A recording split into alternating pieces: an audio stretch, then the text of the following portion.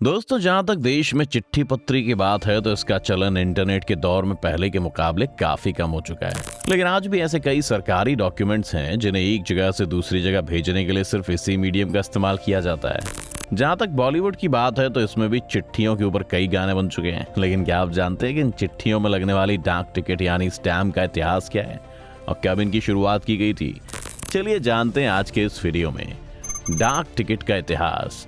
भारत में डाक टिकट यानी स्टैम्प के बनने की कहानी काफी पुरानी और इंटरेस्टिंग है, क्योंकि देश में सरकारी डाक को किसी एक जगह से दूसरी जगह भेजने के लिए उस पर स्टैम्प का लगा होना बहुत जरूरी होता है। ऐसा ना होने पर पोस्ट ऑफिस उसे उसकी सही जगह भेजने से इनकार कर सकता है। वैसे आपको शायद ही मालूम होगा कि आज के जमाने में लगने वाली डाक टिकट को अंग्रेजों ने शुरू किया था। आपकी जानकारी के लिए बता दें कि साल 1837 में रॉलैंड हिल ने डाक के जरिए पैसे कमाने का आइडिया सोचा था और इसके लिए उन्होंने 2 सजेशंस भी दिए थे। पहले में हर आधे ओंस वेट पर 1 पैनी के रेट से चार्ज लेने की बात कही गई थी। यहाँ आपको बता दें कि पैनी उस दौर में ब्रिटेन के अंदर चलने वाली एक करेंसी हुआ करती थी जिसमें किसी भी तरह के लेन देन को किया जाता था। वहीं हिल ने एक और सजेशन दिया जिसमें स्टैम्प के ऊपर मोहर लगाने की भी बात कही गई जो साइज में काफी छोटे हो। वहीं अब गोंद लगी इन टिकट के डिजाइन को बनाने के लिए इंग्लैंड में कंपटीशन करवाया गया जिसमें अधिकारियों को अलग अलग डिजाइन वाले 2600 स्टैम्प मिले। लेकिन इसमें से कोई भी ऐसी डिजाइन नहीं थी जिसे सरकार ऑफिशियल तौर पर स्टैम्प में यूज कर सके। आखिर में हिल ने अपना दिमाग दौड़ाया और एक आइडिया निकाला कि क्यों ना इन टिकटों में महारानी विक्टोरिया की फोटो का यूज किया जाए।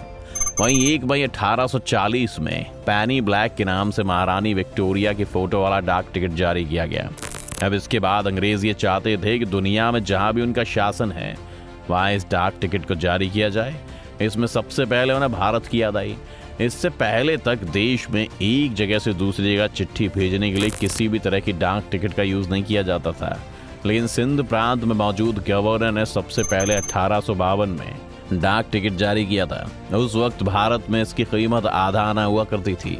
ये डाक टिकट तब लाल कलर का हुआ करता था और इसके बीच में लाल ईस्ट इंडिया कंपनी का लोगो भी था। ये डाक टिकट इंडिया और बर्मा के साथ दुनिया के उन तमाम देशों में जारी की गई जहां ब्रिटिश हुकूमत का शासन था। लेकिन जल्दबाजी में जारी की गई टिकटें लगने के बाद बहुत ही जल्दी टूट जाती थी, इसलिए कुछ समय बाद इसे बदल दिया गया। इसके बाद साल 1854 में 1 अक्टूबर को महारानी विक्टोरिया की तस्वीर वाला एक और डाक टिकट जारी किया गया जिसकी कीमत पिछली डाक टिकट की तरह आधा आना ही थी। इस तरह भारत में एक अलग डाक विभाग बनाया गया। वहीं आज भी 1 अक्टूबर को भारतीय डाक का फाउंडेशन डे मनाया जाता है।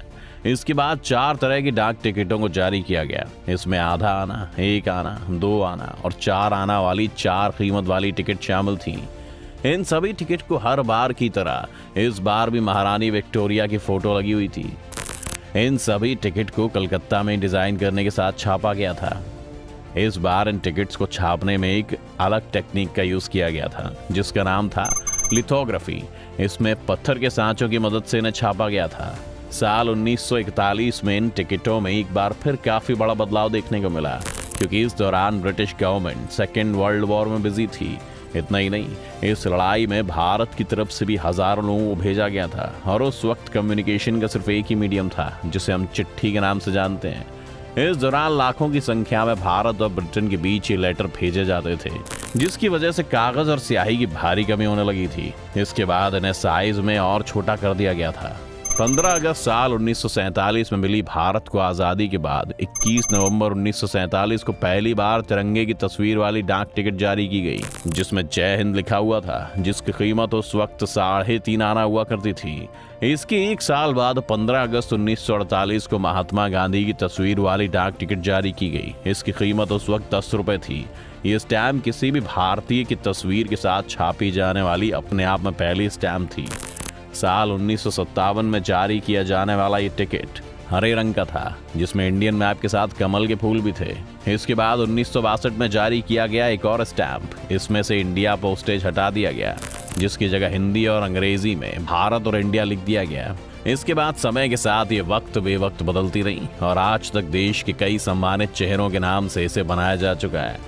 चलिए, आपने ये तो जान लिया कि डाक टिकट का भारत में क्या इतिहास रहा है, लेकिन अब जानते हैं कि देश में डाकघर की शुरुआत कैसे हुई। वैसे तो जब अंग्रेज भारत में आए तो उन्होंने सोने की चिड़िया कहे जाने वाले देश को सिर्फ लूटने का काम किया। लेकिन अपने फायदे के लिए वो देश कुछ ऐसे काम की चीजें भी दे गए जिनका यूज हम आज तक कर रहे हैं। इनमें सबसे पहली है रेल और दूसरी है डाक, जिसे हम पोस्ट ऑफिस के नाम से भी जानते हैं। वैसे बात किसी से भी छुपी नहीं है कि अंग्रेजों ने इसका सबसे ज्यादा इस्तेमाल भी अपने लिए किया है, जिसमें बिजनेस का एक्सपेंशन, युद्ध के लिए सामान को एक जगह से दूसरी जगह पहुंचाना और गुप्त संदेश भेजना शामिल था। भारत में डाक सिस्टम को शुरुआत करने की कहानी काफी इंटरेस्टिंग है। आपकी जानकारी के लिए बता दें कि इसकी शुरुआत साल 1766 में लॉर्ड क्लाइव ने की थी। तब ये सोच पाना काफी मुश्किल रहा होगा कि एक वक्त यही सिस्टम कम्युनिकेशन के लिए रीढ़ की हड्डी साबित होगा। इसके बाद बात करें 1774 की, तो वॉरेन हेंगस्टन ने कलकत्ता में पहला डाकघर शुरू किया था। वहीं 1786 में मद्रास, जिसे अब चेन्नई के नाम से जाना जाता है, और साल 1793 में बम्बई, जिसे मुंबई कहा जाता है, इन दोनों ही जगह डाकघर की शुरुआत हुई थी। वहीं साल 1937 में इन तीनों डाकघरों को एक करने के लिए एक एक्ट बनाया गया, जिसके बाद ऑल इंडिया पोस्ट सर्विस शुरू हुई। बता दें कि कुछ साल बाद भारत को ब्रिटिश हुकूमत से आज़ादी मिल गई और इसमें लोगों के हिसाब से काफ़ी बदलाव किए गए। जहाँ तक भारत में आज़ादी से पहले की बात है, तो तब सिर्फ 23,000 डाक खाने हुआ करते थे, जो आज बढ़कर 1,55,000 के करीब पहुंच चुके हैं। इनमें सबसे अच्छी बात यह है कि इसमें से 90% पोस्ट ऑफिस ज़्यादातर ग्रामीण एरिया में मौजूद हैं। वहीं देश में मौजूद कम ही लोग इस बारे में जानते हैं कि पिन कोड की शुरुआत कब और कैसे हुई थी। आपकी जानकारी के लिए बता दें कि 6 अंकों वाले पिन कोड की शुरुआत 15 अगस्त 1972 में हुई थी। तब से लेकर आज तक ये पिन कोड कई शहरों और गांवों की एक अलग पहचान बने हुए हैं। वहीं इस पिन कोड के फुल फॉर्म की बात करें तो इसे पोस्टल इंडेक्स नंबर के नाम से जाना जाता है। इसके तहत देश को अलग अलग 9 ज्योग्राफिकल पार्ट्स के साथ साथ 22 डाक सर्कल में डिवाइड किया गया है, जिसमें 1 से 8 तक बांटे गए ज्योग्राफिकल पार्ट्स पब्लिक डोमेन में यूज किए जाते हैं।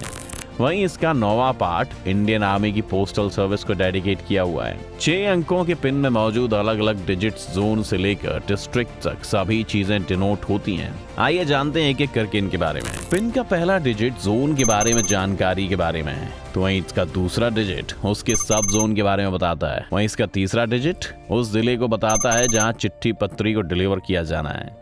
वहीं पिन कोड में मौजूद आखिरी 3 डिजिट उस पोस्ट ऑफिस की तरफ इशारा करते हैं जहां ये चिट्ठी भेजी जानी है।